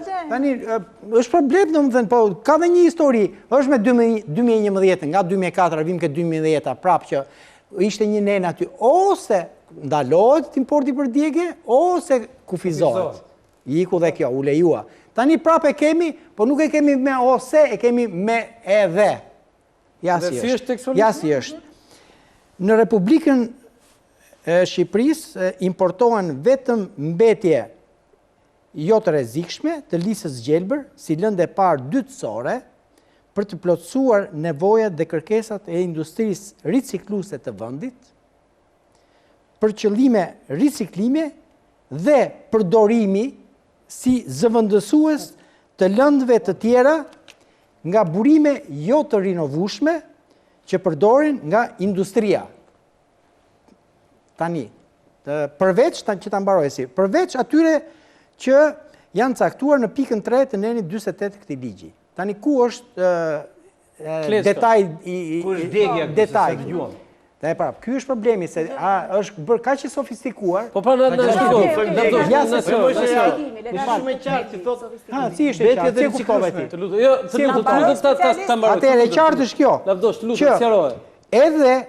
Edhe përdorimi si zëvendësues të lëndëve të tjera nga burime jo të rinovueshme. Kush janë burime të tjera jo të rinovueshme që shërbejnë si lëndë të tjera? Është nafta dhe gazi. Apo jo? Nafta dhe gazi, mund të ketë dhe lëndë tjera e kështu me radhë. Që përdoren nga industria, atëre, që përdoren nga industria, jemi ke plerat, që përdoren nga industria, atëre, çfarë do ndodhi? Do ndodhi, jo, mbetjet e riciklueshme, lëndë e parë dytësore. Ka ngelur edhe Rama me këtë. Mbetjet. Mos deformo. Më thuaj mua në cilin vend të botës. Ta mbaroj lajmin. Jo, s'e kam mbaruar akoma. Nuk mund ta abuzosh zotëri. Mbetjet e riciklueshme kanë vlerë dhe nuk shkojnë për incinerim. Kanë fuqi kalorifike më të madhe se të gjitha. Zotëri kanë vlerë i përdorimit. Të lutem, po jo. Mbaroj sqarimin ai dhe pastaj për industria. Kush është industria? Do më japësh fjalën atë. Kush është industria? Industria është gjenerimi e energjisë elektrike nga djegja e plerave. Kjo është industria. Dhe nesër ai gjykatësi sigurisht që është. Dhe shiko, dhe tjetër thot me përjashtim të pikës 3 të nenit 48, dhe nenit 48 pika 3 thot ndalohet importi mbetjeve jo të rrezikshme për qëllim ruajtje ose asgjësimi. Por nuk i ndalon për qëllim industrie, që do thot për prodhim energjie. Se kapet më përpara këtu, po kapet mbas miratimit të ligjit. Tani doli edhe në faqe, tani doli 2 ditë ka që ka dalë në faqe. Me ligji është diskutuar tani. Ligji le të vi kushdo jurist që të vi. Unë diskutova me jurist paraprakisht, nuk erdha kot këtu. E diskutova me jurist dhe interpretimi është i saktë. Edheja tregon që në zëvendësim, për zëvendësim, siç e thot këtu qartë, dhe përdorimi si zëvendësues i lëndë, zëvendësues i lëndësve djegëse jo të rinovueshme.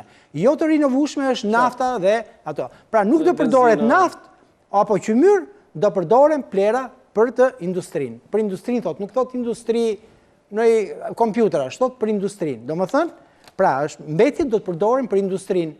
Industria është prodhimi i energjisë. Kryeministri e tha sot në parlament që nuk do digjen. Tani, kryeministri ose bën sikur s'kupton, ose e kanë dizinformuar. E ke projekt ligjit na japësh në ekran se nuk mund të marrë në skupet e Ferrunit të shite ai defteri Hallxhiu edhe të marrin tani të përmojmë ligjit. Të lutem nxirre aty dhe të citoj. Megjithatë, nxirre 48 fraksion megjithatë bëri një interpretim. Neni 48 fraksion janë nxirre aty. Bëri një tani publiku ka një interpretim që i bie largë, edhe me pak elemente fantazi, më dhe çfarë mund të ndodhi, dhe ka një deklaratë që thotë që kryeministri tha që o le ç'a thot Rama, ç'a thot ligji, jo ç'a thot Rama. Ai është interpretimi që bën ty. Çoje interpretimin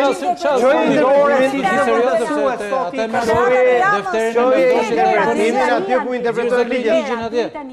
Tash kemi unë dua ta shmang debatin 20 vjet unë që merr, nuk e diskutoj ligji është i miratuar dhe le të shfaqet atje. Dhe citoj atje ligjin, jo të defteri jot. Të lutem shumë. Unë duhet kalojmë se po më thot defter thot duhet kaloj diskutimin në një këndvështrim tjetër. Të lutem shumë. Po flasim këtu për çështjet e importimit lëndës parë të industrisë së riciklimit. Për djegje, qëllimi është djegja. Absolutisht. Ju jeni thjesht të përdorur në këtë çështje. Jeni thjesht të përdorur. Duhet dish një gjë. Nëse bëhet fjalë për mbetje të riciklueshme, që bëhet fjalë posaçërisht për ato, asnjë vend i botës nuk i çon për djegje sepse energjia që fitohet prej atyre në raport me vlerën që ato kanë duke u futur për ripërdorim në zinxhirin e ekonomisë nëpërmjet riciklimit është 1/100. Është 1/100. Pra ato valorizohen 100 herë fuqinë kalorifike më të madhe se çdo mbetje tjetër. Të lutem shumë lavdosh. Mos luaj me publikun. Dhe janë më kancerogjene se edhe ti di mirë këto koncepte dhe unë i di.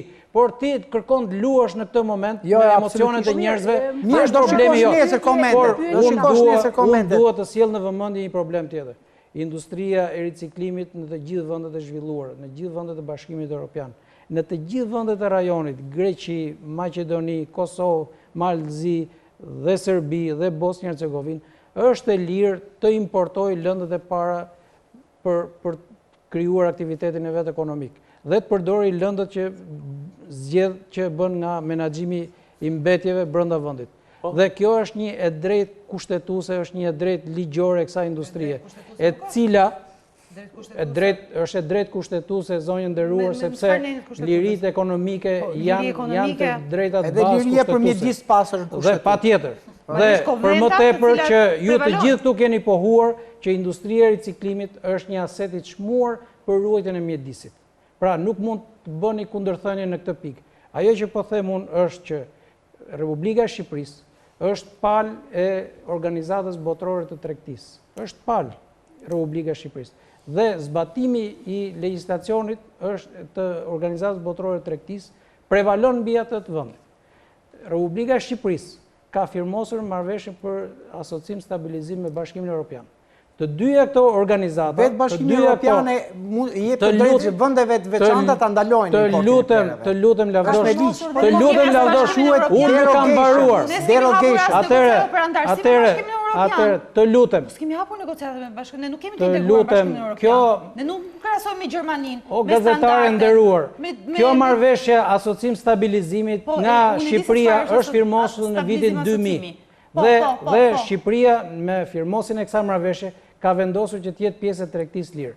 Dhe në të dy këto marrëveshje. Tregtia e lirë ishte edhe përpara marrëveshjes së stabilizimit asocimit. Të lutem më dëgjoj se s'kam mbaruar argumenti, mos më ndërprer.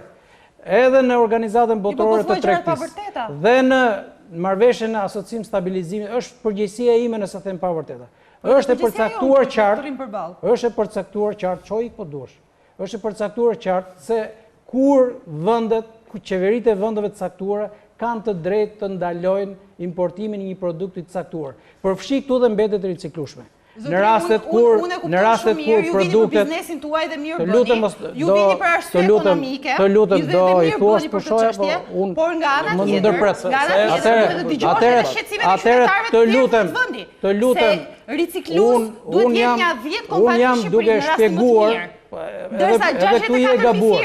Për ndalimin e ligjit të importit. Mos mi trego mua ato se nuk jam unë pjesë atyre, nuk jam unë konsiderata atyre. Unë jam duke shpjeguar për opinionin publik. Jam duke shpjeguar për opinionin publik.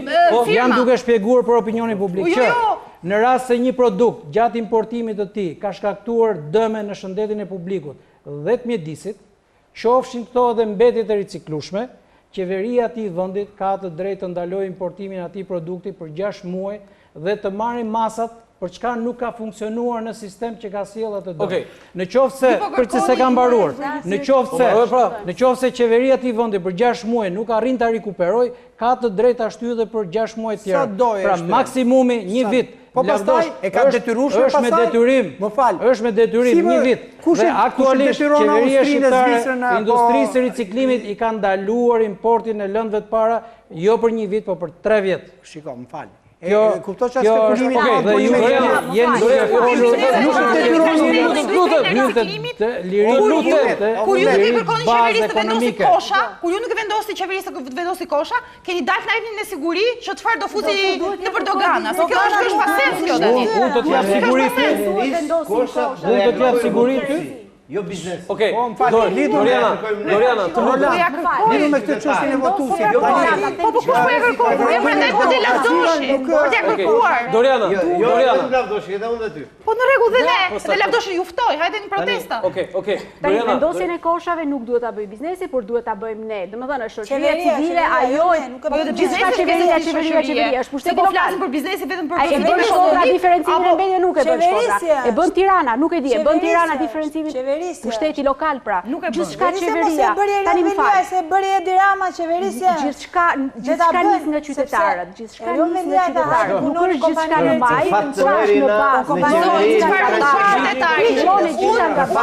Gjithë përjesë nuk ju dëgjoni njerë, ju lutem, Unë dua di diçka të unë dua di sa një uri keni ju mbi industrinë e riciklimit dhe të përpunimit të mbeturinave. Cilat janë argumentat kundër që ju keni për këtë industri? Nga ana s'keni argumenta kundër për këtë industri. Atëherë pra, në nivel politik, nuk jeni këtu për nuk jeni këtu për debat në nivel politik. Shiko, niveli po është një debat shumë sipërfaqësor edhe. Ju mundoni nuk ka rëndësi, po është një debat shumë sipërfaqësor. Dogana jonë mund të fusi, çfarë do pra mund të fusi. Mund të fusi, ku i ke provat për këtë? Ku i ke provat për këtë? Ku i ke provat? Po mund të fusi dogana. Mos flisimi njerë se nuk dëgjoj njeri, ju lutem. Tarifu e dështuar, sepse po ne jemi shtet që ndërtojnë. Nuk mund të nisemi nga fakti 1.5 kilometra pistë në vendimarrjet politike religjore ina. Nuk po funksionon. Nuk duhet të nisemi nga fakti që u futëm në ato liberalizuar. Ne jemi shtet që jemi shturur tani. Se thoj që çdo fusi dogana. Dogana po të dojë.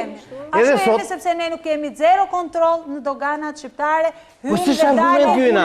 Nuk është argument. Dogana edhe sot po të dojë në makinat me domate fut dinamit.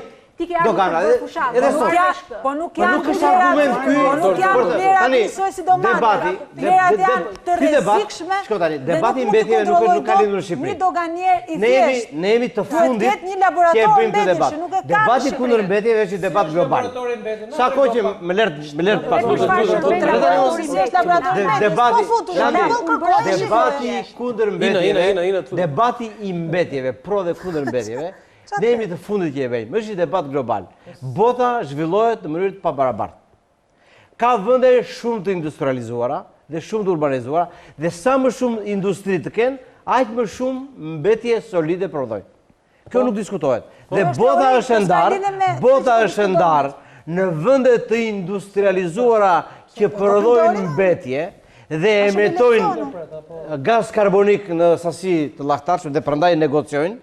Pra që Amerika blen kuotat, siç blen kuotat e gazit karbonik nga Afrika, pra negociohet. Edhe mbetje, pra ka lindur tregu pra mbetje, çështja e mbetjeve, pra çështja e zhvillimit pa barabartë. Dhe në të gjithë botën, mbetjet e riciklueshme lëvizin nga vendet e zhvilluara drejt vendeve në zhvillim.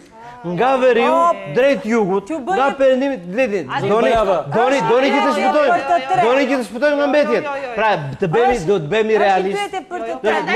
Shqipëria është hyrën që është. Ka këtë nivel zhvillimi. Duhet të jemi. Prandaj thashun në fillim që duhet të jemi realist, të jemi një popull realist dhe të mos bëhemi një popull delirant. Jemi një popull realist dhe jetojmë në një botë dhe importimi mbetjeve është një transakcion ekonomik. Dhe argumenti dhe Bashkimi Evropian, me që Bashkimi Evropian thot, në çështjen e mbetjeve të riciklueshme, duhet ta kthejmë nga dikur që ka qenë një barr për shoqërit, një oportunitet dhe një burim vlerat për shoqërit. Pra, dikryerja ku janë kapacitetet. A ke kapacitet se janë krijuar? Prandaj, dhe çështja rreziku, pra ka një argument. Argumenti pro, falë tani mos bëni argumenti më i fuqishëm pro tregtimit të mbetjeve, tregtimit, jo importit dhe eksportit. Po doni të dini, Suedia dhe Norvegjia kërkojnë të importojnë dhe nuk gjejnë mbetje. Kërkojnë të importojnë dhe nuk gjejnë, se kanë kapacitete më të mëdha për punuese dhe nuk gjejnë. Po kjo është histori tjetër. Pra, argumenti më i madh pro tregtimit të mbetjeve të riciklueshme, pra argumenti më i madh është argumenti ekonomik. Pra që është një transakcion ekonomik që ndihmon vendet në zhvillim të gjenerojnë burime dhe nëse duam tani varet. Ne duam rritje ekonomike apo duam të rimë në vend. Ne duam të integrohemi apo duam të bëjmë politika izolimi. Nëse je pjesë e ekonomisë globale, do jesh pjesë e ekonomisë globale. Nëse je pjesë e tregjeve, do jesh pjesë e tregjeve. Nëse do të jetosh izoluar në ishuj, ikim në ishuj, jetojmë në ishuj. Argumenti kryesor është argumenti i gjenerimit të burime për zhvillim në një botë të pabarabartë, në një botë ku disa vende janë të zhvilluara dhe disa vende kanë nevojë. Dhe argumenti më i madh kundër, argumenti më i madh është rreziku për mjedisin dhe shëndetin. Dhe bota ka ndërtuar mekanizma. Shoqëria e sotme, edhe Bashkimi Evropian, edhe OBT-ja kanë ndërtuar mekanizma. Pra, që të ndihmojnë vendet që importojnë plera për të gjeneruar, për të rritur ekonomikisht dhe për të ndihmuar këto vende njëkohësisht, më fal të mbaroj, për të minimizuar rreziqet në mjedis.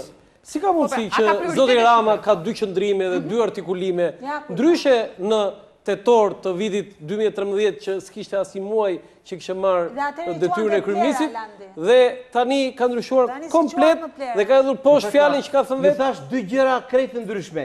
Mbetjet e riciklueshme janë mbetjet e riciklueshme. Në rastin e parë foli për plerat, në rastin e dytë foli për mbetjet e riciklueshme, të cilat jo në konceptin e tij, por në konceptin besoj flak që s'kan mëngjes ti të zënë në shpiq ta flakës. Tani ato çaj thua bidonit letre. Mos ngatrojmë mbetjet që do importojmë. Nesër mëngjes do flakim mbetjet urbane në Kosh. Jo, tani. Shko tani plera janë? Plera, mos ngatrojmë terminologjinë popullore me terminologjinë industriale. Janë dy gjëra të ndryshme. Thelbi i ligjit është importimi i disa mbetjeve të riciklueshme. Kështu ka qenë në 2010-ën. Po jo, ka qenë kështu, nëse u gabua dikur, si argument. Po, thelbi i ligjit importimi i mbetjeve të riciklueshme. Jo për jesë nuk e gjon njeri, nuk e gjon njeri, ju lutem. Thelbi i asaj që Rama kundërshton është importimi i plerave. Tha, nuk do më importoj plera. Kushtet kanë qenë të Ja që është koherent. Ne nuk qeverisnim? Për ta mbyllur të pjesë. Kushtet kanë qenë të Qëllimi i ligjit është mbrojtja sa po ishim antarësuar NATO dhe sa po na liberalizuar. Qëllimi i ligjit nuk është riciklimi i vetvete. Ka qenë kushtet që ne kemi vendosur. Një hall ke kësaj, një hall ke Ju lutem. Publicitet.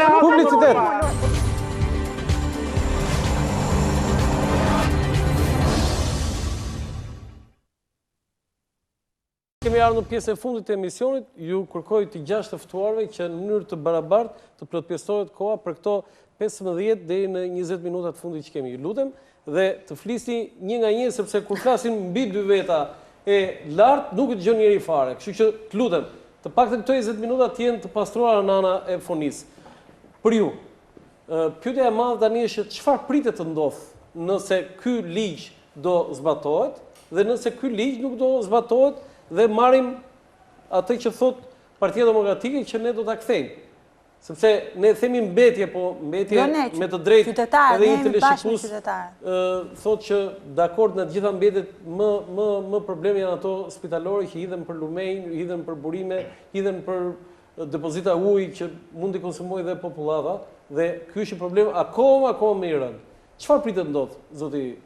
Atëherë, ajo që pritet të ndodhë është që industria e riciklimit në vend nuk do punojë më me 26.7% të kapaciteteve të investimit të instaluara, por do të punojë minimumi me 70-80% të kapaciteteve, që do thotë që kjo industri do rritet, do zhvillohet dhe do jetë e gatshme të përpunojë. Po këto fabrika që janë aktualisht? Të lutem.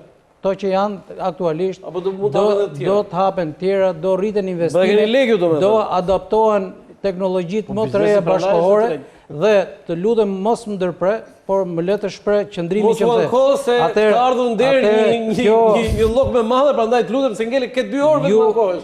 Imagjino çfarë bën te fabrika ti. Ju zoti gazetar nuk mund të paragjikoni industrinë e riciklimit që ka investuar. Kam drejtë zoti paragjikoj pasortina ambient ku jetoj. Atëherë ju po ngatroni çështjen e mbetjeve që janë në rrugë që nuk trajtohen me industrinë e riciklimit. Unë po them, më pyete se çfarë do të ndodhi dhe unë po them që kjo industri do të rrisi kapacitetet e përpunimit. Qoftë për mbetjet që do gjenerohen brenda vendit që ne shpresojmë që të rritet sasia, qoftë dhe për ato që do vinë nga importi. Do të rritet GDP-ja e vendit me minimumi me 150 milion euro brenda vitit, nga të cilët 100 milion euro do shkojnë për rieksport. Dhe të sjell në vëmendje juve zoti gazetar, meqense që ka kaq shqetësuar që këto lëndë të para që do vinë nga vendet e Bashkimit Evropian do përpunohen këtu, do bëhen produkte, edhe këto produktet e rrezikshme do t'ju rishiten po vendeve të Bashkimit Evropian. Do të rritet punësimi me mbi 1000 veta, punësuar drejt për drejt në vitin e parë. Këto janë të dhënat që i ka dhënë shoqata e ricikluesve. Dhe se çfarë thoni ju për kryeministrat apo për tjerët, është problemi juaj. Më pyete dhe unë po t'jap përgjigje. Pse ke kompleksin të thuash një gjë tjetër o burr? Do të ketë industria e riciklimit do të rritet fuqizohet dhe do të ushtrojë presionin akoma më të madh mbi pushtetin lokal që të bëjë menaxhimin e integruar brenda vendit. Sepse industria e riciklimit pikë pari është interesuar për mbetjet e riciklueshme brenda vendit. Kam një pyetje teknike. Aty ne do të hedhim plerat, do jenë të ndara në çdo vend tani tutje? Në 6 mujorin e parë mendohet që do të rritet minimumi me 1000 persona. Do të rritet rrjeti i vet grumbulluesve akoma më shumë. Nëse atëherë duhet kuptoni një gjë, nuk është industria e riciklimit që vendos koshat dhe bën ndarjen e këtyre në terren. Unë shpjegova në krye të herës që pushteti lokal ose e bën me kompanitë e veta, ose e jep me koncesion si aktivitet. Pikërisht, unë e thash në hyrjet e emisionit që është zinxhiri që mungon në segmentin e menaxhimit i ndërtuar. Do ne do kemi atë edukatën që ka dhe sot në perëndim që të ndara. Ne shpresojmë që kjo gjë do ndodhi dhe do të luftojmë fort që kjo gjë të ndodhi. Ne i bëjmë thirrje shoqërisë civile që të bashkojmë forcat për ta Kam një pyetje dhe pastaj kam një sugjerim. Tani, se më bëri përshtypje thatë që do fitoj vendi, do fitoj shoqëria, do fitoj qeveria. Pse jeni i kompleksuar dhe nuk thoni që biznesi i riciklimit do dyfishoj fitimet? S'ka gjithë keqe. Është në të mirën e Shqipërisë. Po pse prit. E para. Nuk tregon ju nuk duhet të kompleksojeni. Kur biznesi thot, ku e shihni ju kompleksimin këtu se se përmende. Zotri, të lutem shumë. E para dhe e dyta kam e dyta sugjerim. Ajo që do i kërkoj unë. Jo, s'kam mbaruar unë. Po mora drejt të flas. Dhe tjetra do i kërkoj unë. Biznesi i riciklimit në shkëmbim të këtij si thosh të kësaj hapësire ligjore dhe ekonomike që krijon qeveria. Është një mundësi. Dhe çfarë do bëj? Dhe unë jam në favor që biznesi i riciklimit të punojë. Në kuadrin e përgjegjësisë sociale që ka ky biznes, që të bëjë edhe patriotin, që të bëjë edhe ambientalistin, se s'ka biznes patriotik tani. Sa do të jetë i gatshëm të përdori një pjesë të fitimeve për të kontribuar në riciklimin e mbetjeve që ne prodhojmë vetë në Shqipëri. Me fushata publicitare, me kontribute financiare. Të gjinë vetë mënyra se si do të kontribuojnë. Zoti Barjaba, unë sa po thash që industria e riciklimit pret që nga importimi i lëndëve të para të rrisi kapacitetet prodhuese dhe mendohet që të jetë minimumi 150 milion euro xhiro e rritur e industrisë riciklimit. Nëpërmjet kësaj kuptoni dhe që do ketë norm fitimi industria. Dhe nuk është vendi për të thënë këtu se sa përqind do fitojë industria e riciklimit. Për sa i përket përgjegjësisë sociale, industria e riciklimit është biznesi që është më social sot. Ka vetë punësuar mbi 35.000 vetë që gjenë mënyrën për të mbijetuar me grumbullimin e mbetjeve brenda vendit. Rritja e kapaciteteve, shfrytëzimit të kapaciteteve prodhuese të industrisë së riciklimit do sjellë paksohen. Po pikërisht jam duke thënë që do rritet sasia që do të merret brenda vendit. Do merrni juve ti përpunoni. Të lutem shumë, ne nuk mund të marrim mbetjet që janë në plazh. Ne do të marrim mbetjet që do të seleksionojë dhe ndaj. Ato janë pra ndihmoni pra. Ju duhet të dëgjoni publikun. Do të bëjnë kompanitë që do bëjnë ndarjen e mbetjeve në burim. Okej. Dhe të mbështesin bashkë për të ndarë mbetjet. Po ne patjetër që do të mbështesim edhe do të bëhemi bashkë. Lavdosh, lutem, çfarë pritet ndodh me atë nuhatin tënde? Ke 20 vjet që drejton shoqata ambientalisti? Problemi është se shifet në mënyrë të cënguar dhe kjo punë e riciklimit. Padyshim që Shqipëria do të ketë riciklim, është një shtet që duhet ta ketë, se një opsion është që mundet edhe të eksportohen ato mbetje të riciklueshme. I paketon edhe ka edhe eksportu dhe mund të përmbyset raportit, mund të më leverdishme ti eksportojmë se sa ti importojmë. Po pra, po. Kështu që ne me situatën që është tani besojmë kemi po fqinjit janë kryesisht. Italia? Italia e ka problem të madh çështjen e mbetjeve. Ata ishte lajme tani në Marok kishin 3 milion ton që s'dini ku ti çonin. Edhe nga Maroku? E kupton? Po sigurisht dhe unë i mshoj kësaj gjë që strategjia është, domethënë edhe me këto incineratorë që po ngrihen në Fiere, në Elbasan, është që do kalojnë në incinerator, do i marrë vullneti. Më vjen keq po. Lërë mos a kthe prapë te vullneti. Mbaruam ne jemi në fund emisionit se do flasim tjerë të lutem. Ricikluesi, do i marrë ricikluesi. Evdosh, po folë për plera thuj do i marr vetë. Po folë për plera do i marrë ricikluesi dhe do t'i përpunoj një pjesë, pjesa tjetër do shkojnë në landfill, pjesa tjetër me ujëra likuide, se domethënë mbete i kthemi çika asaj des. I kemi malet që ka lënë metalurgjiku nga riciklimi metaleve në Shkumbin? Male. Ti ke më të vogla, ai tjetri ka më të vogla. Po kemi se kemi parë ke ato gropën aty me shlam, me luma aty, domethënë. Ku do e çosh atë? Më ke thënë veç që do e çoj në jo, mbarova. Hajde nesër dhe e bëra gabim që u futa në këtë çështje. Jemi partner bashkë dhe ju ndihmoj. Po prap tani çfarë ti bëj? Prandaj humbet betejën. Lidhur me strategjinë që do rritet GDP-ja nga përpunimi mbetjeve, nga riciklimi etj. etj. Mua më duket se prap këtu është një gabim i madh, për arsye se nuk mund ta shohim në perspektivën e Shqipërisë duke zhvilluar përpunim me mbetjeve. Domethënë, edhe ajo vërtet ka ndodhur ajo. 1%. Jo, se edhe ju thatë që ti shkojnë në vendet në zhvillim, ti çojmë këto, ti përpunojmë. Kjo është kolonializim plerash. Dhe fundit mbyllë. E fundit është që ne si vend duhet angazhohemi të gjithë që t'i japim prioritet pastrojmë vendin tonë. Sa veta do jenë në protestë të shtunë? Në protestë do t'jenë, shpresojmë t'jenë me mira. Të bëhet një gjë. Mira është 100.000. Okej, jo 100.000, nuk presojmë, po të paktën deri tani kanë 2500 kanë thënë që do vinë protestë. Keni dështuar me sukses me 2000 veta?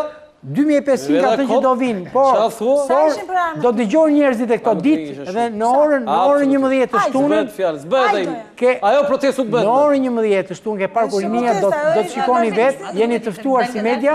Nesër kemi konferencë shtypi që t'i lajmërojmë edhe një herë qytetarët që të na bashkohen në këtë lëvizje dhe besoj që do të eci drejt kësaj gjëje që Shqipëria do të ndaloj në një mënyrë ose në tjetër të ndaloj importin e mbetjeve dhe do orientohet drejt turizmit, bujqësisë dhe degët e tjera të zhvillimit. Mua më vjen keq që ky debat u kthye, domethënë në një debat politik, dhe pse u kthye në një debat politik, të ftuarit politik nuk patën njohuritë e duhura për ta bërë këtë. Po pse kush i vendos njohuritë? Ti vendos njohuritë kush e kishin? Si vendosun? Po ti duhet kishe të paktën minimalisht njohuritë e duhura mbi industrinë e riciklimit. Këto njohuri, Ina më fal, po këto njohuri nuk i ke. Domethënë mbi industrinë e riciklimit, çfarë dini ju për industrinë e riciklimit? Më fal, do ti ke ardhur këtu për të parë një debat në nivel sipërfaqësor dhe për shkuar për të kërkuar votin e qytetarëve. Tani bravo më qoftë. Pra ato që unë them që Shqipëria nuk ka kapacitete. Dëgjoj, unë nuk dua të bëj debat, jemi në debat. Shiko, unë nuk dua të bëj debat tani, kam fjalën tutë. A ke mirësi të më dëgjosh deri në fund? Jo, nëse ti do të kategorizosh deri në fund, unë nuk të le të dëgjoj deri në këtë debat në këtë debat po i kategorizoj njohuritë tuaja, sepse në këtë debat nuk ishit e përgatitur. Më fal një sekondë, ju po e keni thjesht në një debat politik dhe kjo di çfarë ndodh këtu. Ju me vërtet që e ktheni në një debat politik. Por në këtë mënyrë instrumentalizoni vetëm qytetarët. 25 vite. Ka 25 vite Roland që qytetarët instrumentalizohen nëpërmjet politikës. Dhe këta unë do flas për atë që do ti. Unë do flas për çështjen që i intereson qytetarët. Po kujt ti njohuritë? E merr të mirë qenë kjo tani se nuk i di. I treguat. Cilat? I treguat. Unë i bëra një pyetje, pse nuk u përgjigj? Po kush e ti që i vë vetes? Më fal. Atë aureolën që pyetën tani a ka mundësi që a ka mundësi tani ta mbarojun këtë Roland? Nuk i di. Roland, ta mbarojun këtë tash se jo, ti se mbaroj, nëse do flasësh unë. Të lutem. Tani zonja duhet të çetësohet. Nëse të flasim për temën e mbaron, Ky është një debat, nuk kam asgjë personale, më vjen keq që nxehet, por jo, më nuk nxehem. Shiko, po të lutem se kemi kohë, po ikën kohë se po bëni personale, ju lutem. Doriana, ta mbaroj. Të lutem. Se ti si as se qeverisë, as se politikës, as se gjë. Të lutem.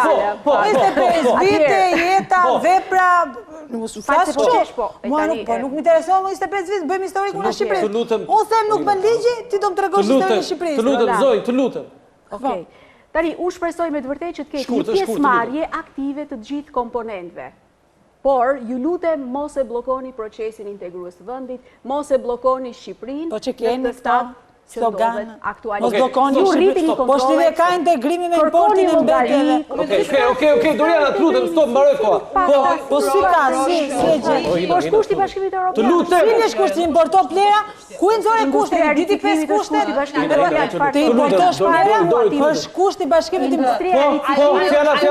Të lutem, mbyll mikrofonat, të dy mikrofonat, të lutem regjia. Të lutem. Nuk e di ti që po ham brapa me. Po ajo çfarë u mendoj që është çështja më e gjerë se sa riciklimi. Është çështje e një modeli ekonomik. Bashkimi Evropian nuk ndalon asnjë vend të zhvillojë ekonomi mbi bazën e elementeve që ka më të forta. Dhe unë mendoj që elementet që ne kemi më të forta është turizmi, është edhe bujqësia, agrokultura.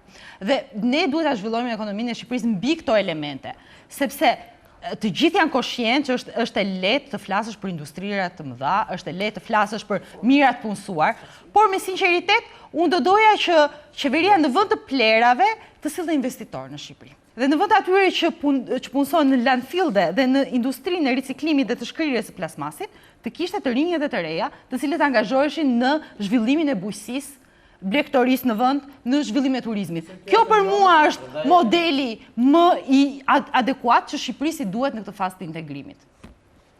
Ina, për ta mbyllur. Landi, mua më vjen keq ndonjëherë që devijojmë nga tema. Po iku tani, prapë ti po devijon për devijimet. Tani të lutem tani, të lutem. Qose unë vazhdoj.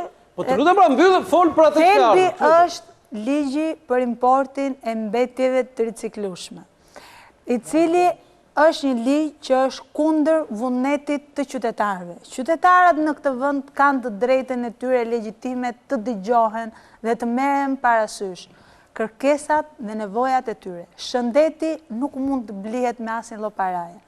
Ne jemi për biznes, ne jemi për biznes të përgjegjshëm. Dhe unë po flas për ligjin dhe vazhdoj të flas për ligjin. Se nga ka biznesmenët e riciklimit, ka dhe që kanë mbështetur Partinë Demokratike me atë informacion që ka unë. Nuk përmenda në asnjë moment biznesin e riciklimit në fjalin time. Të lutem. Në fjalin time. Mbyllja mikrofonin Dorianës, lutem regjia. Për ta mbyllur, në fjalin time nuk përmenda në asnjë pikë të drejtën e qytetarëve kundër biznesit të riciklimit, nuk e thash. Thash ligjit për mbetjet e riciklueshme dhe i qëndroj ligjit. Qytetarët kanë të drejtë të vendosin për ligjin e tyre. Ne nuk kemi asnjë lloj kushti në Shqipëri, në shtetin ligjor që kemi, me doganat shqiptare që kemi dhe me gjitha. Sa protestues do ketë Partia Demokratike të shumë? Partia Demokratike ju bën thirrje të gjithë qytetarëve që të bashkohen protestës së shoqërisë civile dhe të zotit Feruni dhe të jenë atje për të mbrojtur shoqërisë civile protestën. Se duhet t'i marrim në një gjërin atje kur mund të bëjmë gjëra të përbashkëta për të mirën e qytetarëve. Nuk ka konkurrencë mes nesh dhe shoqërisë civile kur kemi vetëm një qytetar të majtë të djathtë. Çfarë do që Okej, kosa një fjali për ta mbyllur në vetëm një fjali, të lutem. Mjafton të marrin pjesë për interesat e tyre. Të dallojmë mbetjet e riciklueshme nga plerat dhe mundësinë që u krijua është një sfidë që industria ricikluese të përdori, të fillojë të përdori mbetjet e riciklueshme të vendit. Faleminderit, kemi ardhur në fund të emisionit. Ju falenderoj për prezencën dhe për mendimet.